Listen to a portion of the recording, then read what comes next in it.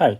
So this video will be pretty short, and it's just an explanation or some further implications from the definition of the continuity of preference relation that we discussed from last episode. Okay. So here, this little picture. So let's have some labels. This will be two-dimensional space. Okay, for x1, x2. So here, the indifferent set will be in the black, and we have this point x right on this set. Okay, so previously the original definition for for a continuous preference relation would be such that if it is preserved under limits. So it means that for any sequence of pairs, if we have xn weakly better than yn, then in the limits, then x is weakly preferred to y. Okay. So we said that there will be another or an alternative or an equivalent definition for the continuity is, okay, so I simply put it here again. So it says that for all x, the upper contour set and lower contour set, they're both closed. Okay, so in this case, we will have the continuity. So, and in the previous episode, we skipped the proof or the intuition behind this alternative definition. But here, we want to have some further implication for that.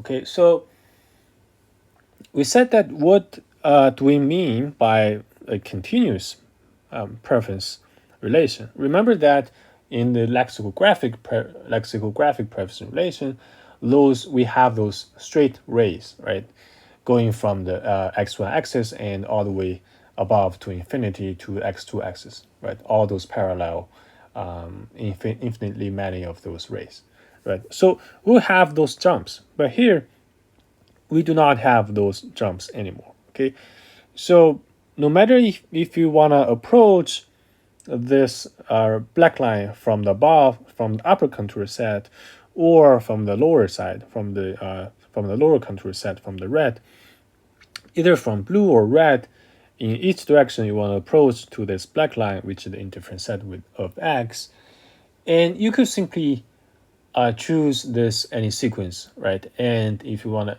and those will converge as you increase the limit, increase the value of n, and those values y and z, they will yn or zn, they will converge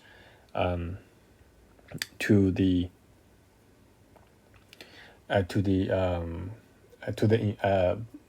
limit, to the value in the limit, right? So we'll have those values.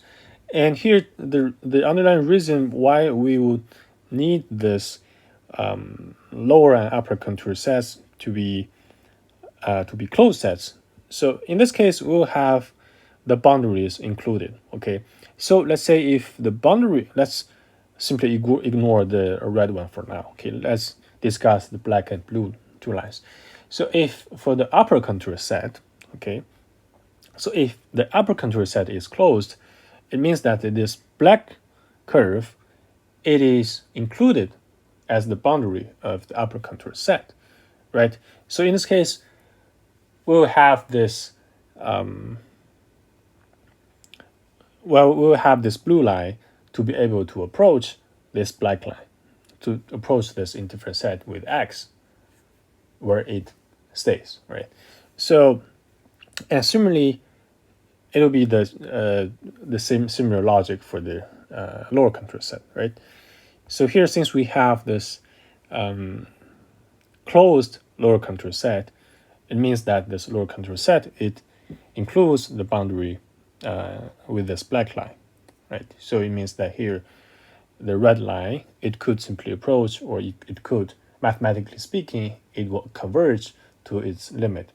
And then we can, so here we have those two gaps, right? But what I want to show is that those gaps, they could approach to zero, okay? And when those gaps approach to zero, and those are the limits as n goes to infinity, right? And it makes those different levels. Now here we could see three different levels of the preference. But if you squeeze those blue or red lines, then those gaps they disappear or they become zero in limits, right? So in this case, those lines they make this preference continuous. Okay, so you could simply compare, or you could not jump. You could smoothly move from the very close, different level of the preference, right? But if they approach to the limit, okay, good. So that'll be a intuition or a rough explanation of this underlying logic behind the continuity of the preference relation. Okay, and this would be a use. I hope this would be a good example to illustrate the idea behind this definition. Okay, but mathematically speaking, if you want to have or try to prove the equivalency between those two definitions, then you might want to have a further look on the textbook. Okay, and it'll be also interesting to further think about that. Okay, good.